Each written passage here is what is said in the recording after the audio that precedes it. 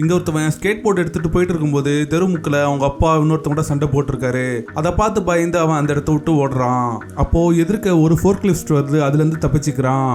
But என்னன்னா அந்த fork lift பக்கத்துல இருக்க கெமிக்கல் கேன்ல இடிக்க அதுல இருக்க கெமிக்கல்லாம் இவன் மேல ஊத்திடுது.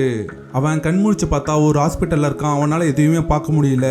பட் பக்கத்துல நடக்கிற சின்ன சின்ன விஷயமும் அவனுக்கு ரொம்ப சத்தமா கேக்குது. அதை வச்சு சுத்தி என்ன நடக்குதுன்னு அவனால சென்ஸ் பண்ணிக்க முடியுது. தென் கொஞ்ச நாள் ஆனதுக்கு அப்புறம் அவங்க அப்பா ஒரு பாக்ஸர்ன்றதுனால அவர் கூடவே சேர்ந்து பாக்ஸிங் கத்துக்க ஸ்டார்ட் பண்றான். அவனுக்கு கண்ணு சுத்தமா தெரியலனாலும் பட் அவனால பக்கத்துல என்ன நடக்குதுன்னு சென்ஸ் பண்ணிக்க முடியுது. அதை வச்சு அவன் ஒரு பெரிய மாஸ்டரா மாறுறான். ஒரு நாள் ஈவினிங் அவன் பிராக்டிஸ் முடிச்சுட்டு போகும்போது வழக்கமா அவனை புள்ளி பண்ற டீம் வராங்க. இந்த டைம் இவன் அவங்க கிட்ட அடி வாங்காம அவங்கள போட்டு புரட்டி எடுக்கிறான்.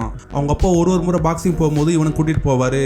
அந்த சவுண்டு கேட்டே அவன் அவங்க அப்பா கூடயே பாக்ஸிங் கத்துக்கிறான். தென் ஒரு நாள் யாரோ அவங்க அப்பாவை கொலை பண்ணிட்டு போக கொலை பண்ணவங்கள பழி வாங்குறதுக்காக இவன் சண்டை போட ஸ்டார்ட் பண்றான். இப்படி சண்டை போட ஸ்டார்ட் பண்ணியே இவன் வருங்காலத்துல ஒரு பெரிய சூப்பர் ஹீரோவா மாறிடுறான்.